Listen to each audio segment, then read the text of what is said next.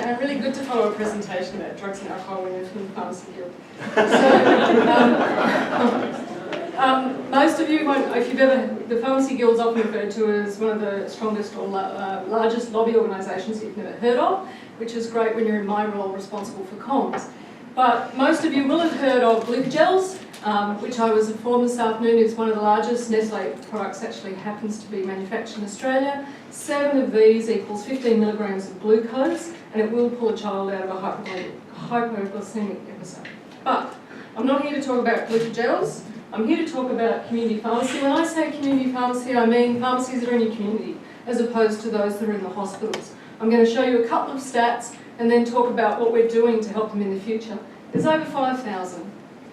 We visit them at least on average about 18 times a year.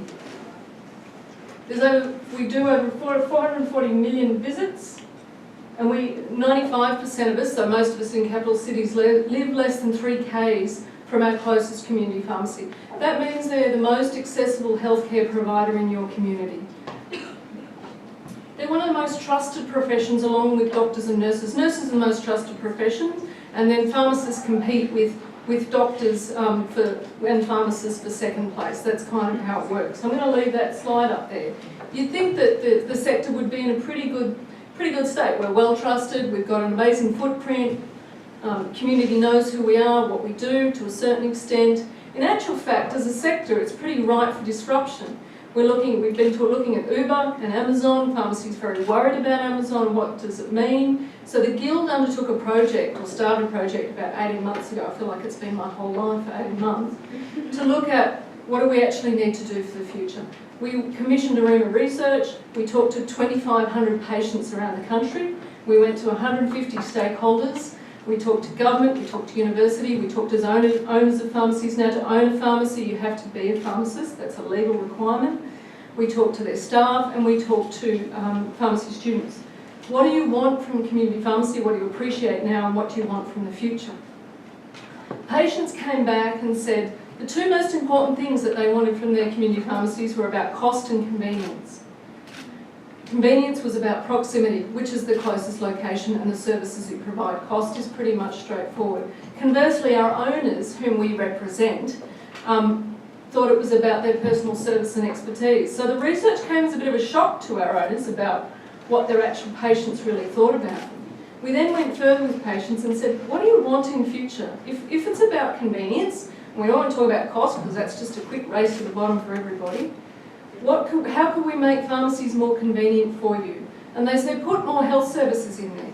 I actually want to get my pathology done at my pharmacy at the same time as I get a blood test done, give me an appointment with a nutritionist or a diabetes educator, train up your staff so that you can talk about mental health first aid. And bear in mind, community pharmacy is probably at the coalface in terms of some areas of mental health, particularly in a rural area.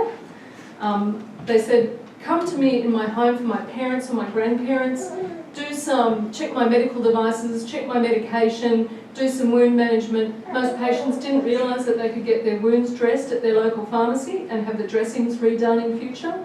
They said, I want my prescription from my GP to be sent through electronically to my pharmacy, and then I want my pharmacy to tell me when it's ready for me to pick up. Make it about convenience. They said, I don't actually want to pay for all of particularly the digital transformation. And we are talking about a sector that has some real challenges on its hands. Yes, it's got an awesome footprint, but it is about bricks and mortar. It still uses faxes. They still use faxes. Digital health and precision medicine, which is about medicine that's personalised for your DNA and genome, is really a big challenge for this sector. So the Guild is working really hard, and that's the project I'm about, to actually help community pharmacy transform for the future. So keep an eye out. You will see consulting rooms. You will see an increase in vaccinations going on in pharmacies, and you should see a lot more allied health services coming into your pharmacy. That's our plan for the future. I have 4 packets of glucogel if you want to come and talk to me about it afterwards. I'm around. Thanks, everyone.